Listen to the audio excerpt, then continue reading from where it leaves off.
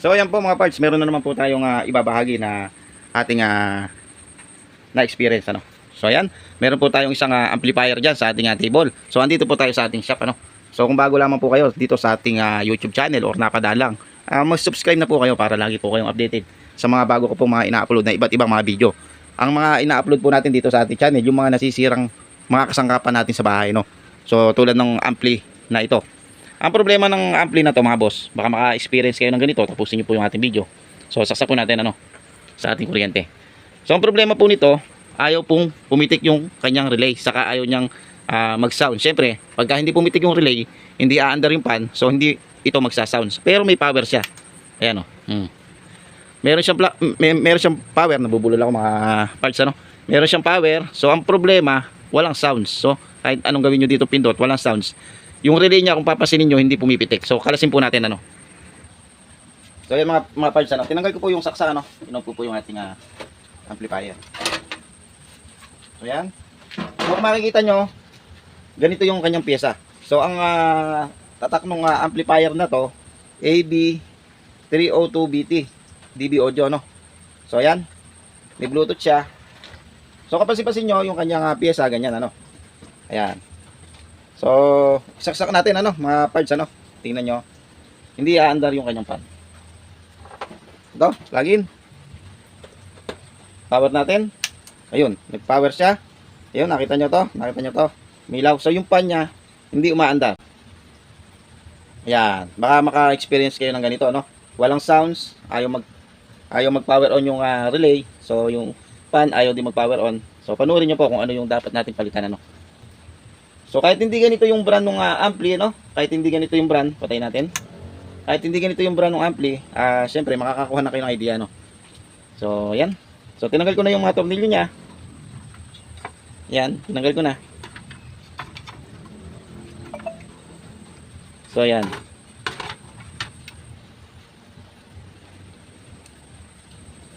So, ngayon, meron namang mga power yung, meron naman tayong nakukuha voltage dito. Tingnan natin. No? Dahil, yan, kinalikot ko na po yan, no? So, ito, dito ko na lang ito nilagay, yung resistor niya. So, ginawa ko na lang ng paraan, ginamper ko, saka ito, jumper ako dito.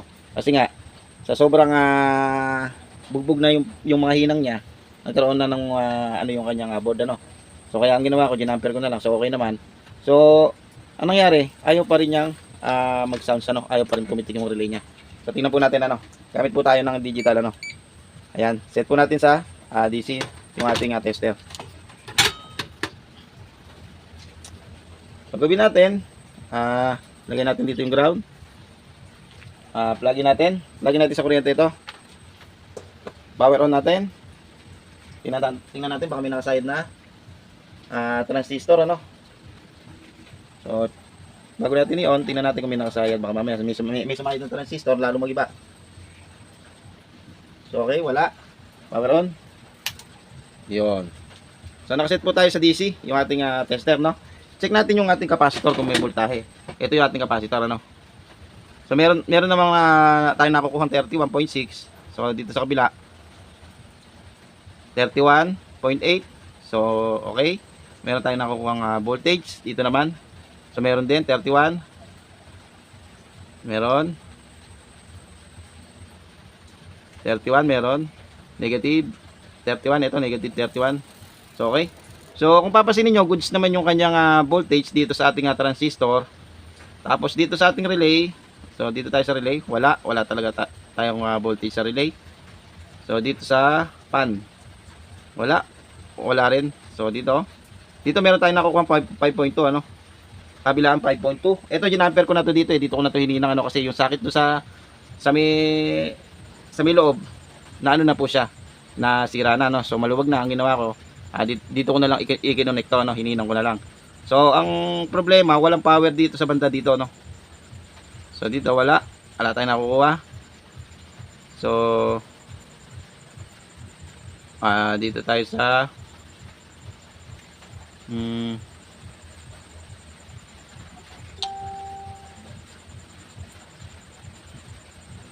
so, wala, negative.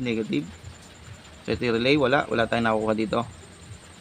Wala nga tayo nakukuha sa relay mga boss, mga parts. So dito meron tayo nakuha negative 31.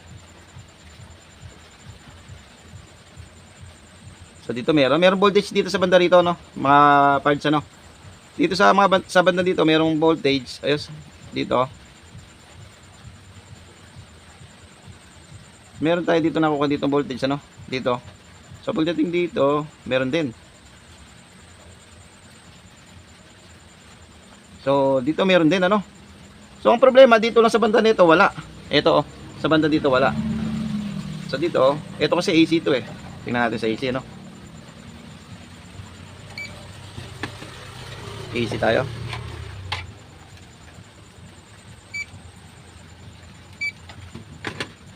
So yan, nakaset tayo sa AC.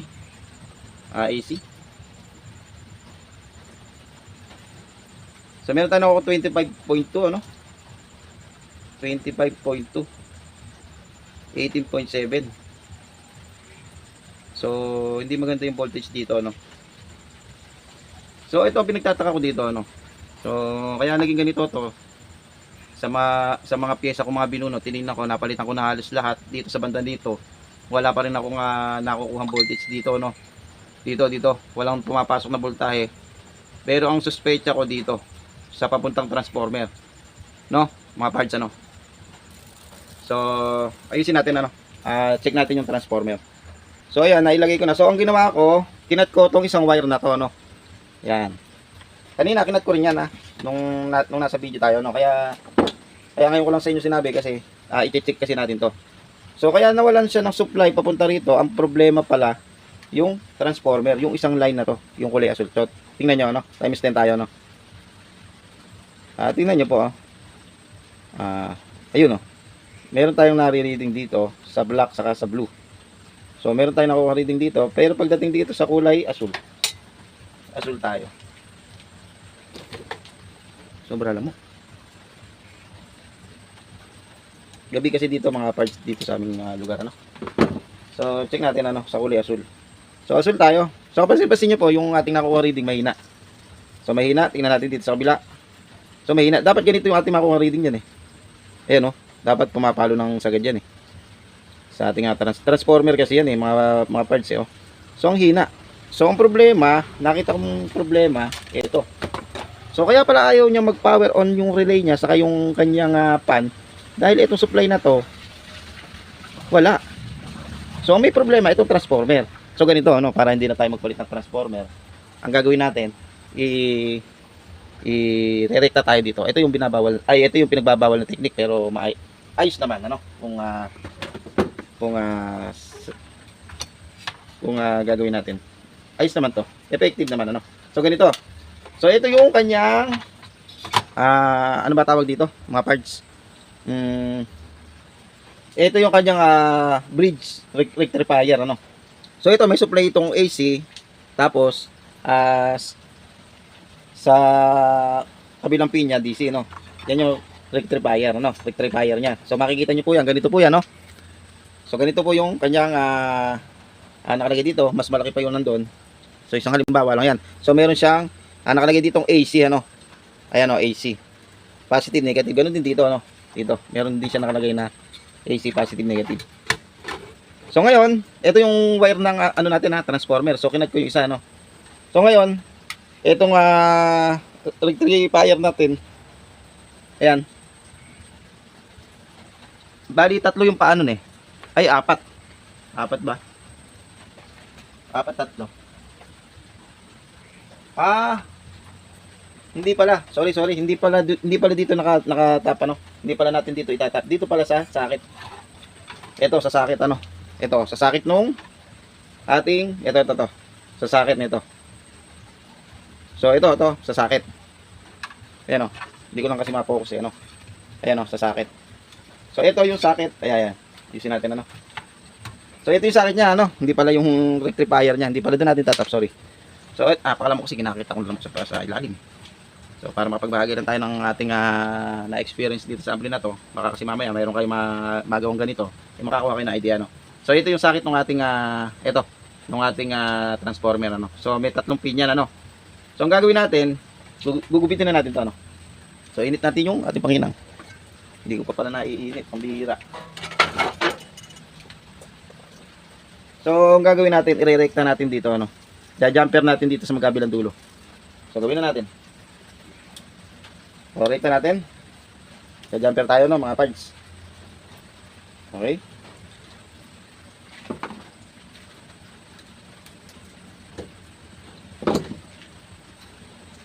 So, jumper natin, ano. So, hintayin lang natin uminit yung ating panghinang, yung soldering iron natin, no. Ay, pangit kung nakuha ko. So, jumper natin, no.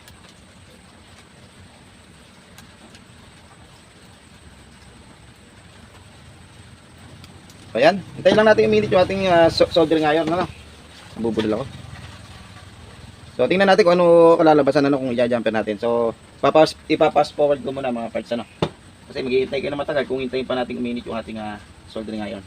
So, pass forward muna natin, ano. Ayan mga boss, ano, maghihinang tayo. Discharge muna natin yung ating capacitor, ano, baka mayroong karga. Para sigurado tayo kasi titinansik yung hinang yan, ano. So, ayan, mag-jumper tayo mga boss.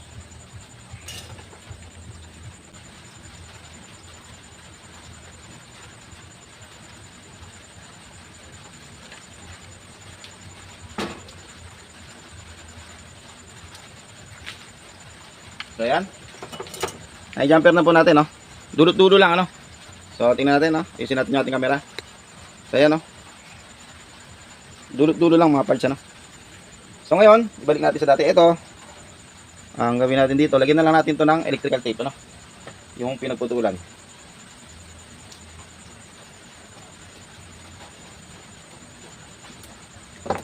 Lagyan natin.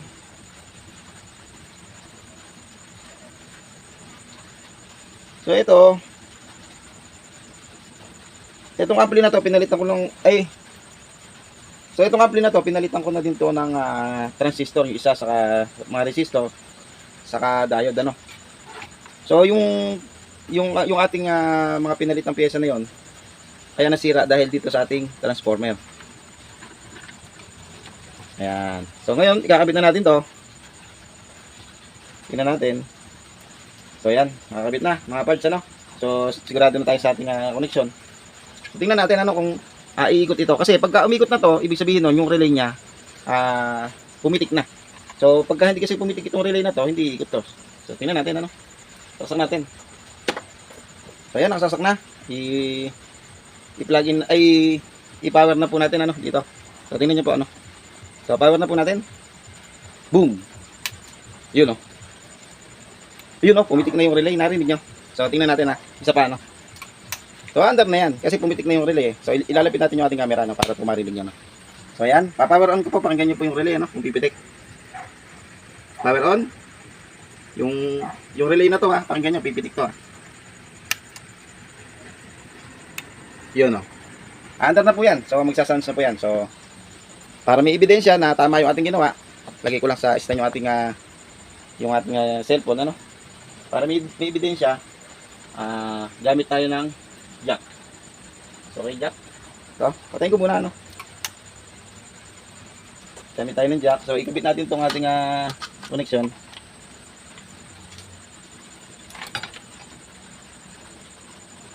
Lagay tayo ng speaker.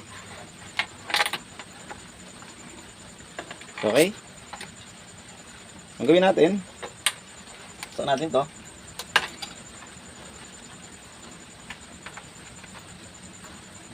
Ayan. So, power on natin, ano? Power on. Ay, di pa pala nakasaksak. Power on. Yun. Yun, pumitik yung relay, ano? Yun, oh. Tingnan nyo po ito, oh. Yun, oh. So, okay na po yan, no? Yan po magsasounds na po yan. So, hindi po natin pwedeng padugtugin dahil maano tayo, no? Maano tayo kay YouTube, makaka-copyright tayo doon sa music, ano. So, ganoon lang yung ating ginawa na pag-test. So, okay na po yan, na-under na po yan. So, ganoon lang po, ano. So, ang naging problema po nito, kaya po nawalan siya ng sounds at saka kaya hindi gumagana yung kanyang relay, saka yung pan ayaw umandar. So, ang naging problema nito, itong isang linya ng transformer, ano. So ito, kinat na natin to. Wala na to. So ginawa natin, ginamper natin doon. Yun. Kaya yun. Ganun lang, yun yung mga technique na hindi pa alam ng mga baguhan ano. So ayan, nakakuha na po kayo ng panibagong technique. Maraming salamat po mga parts ano.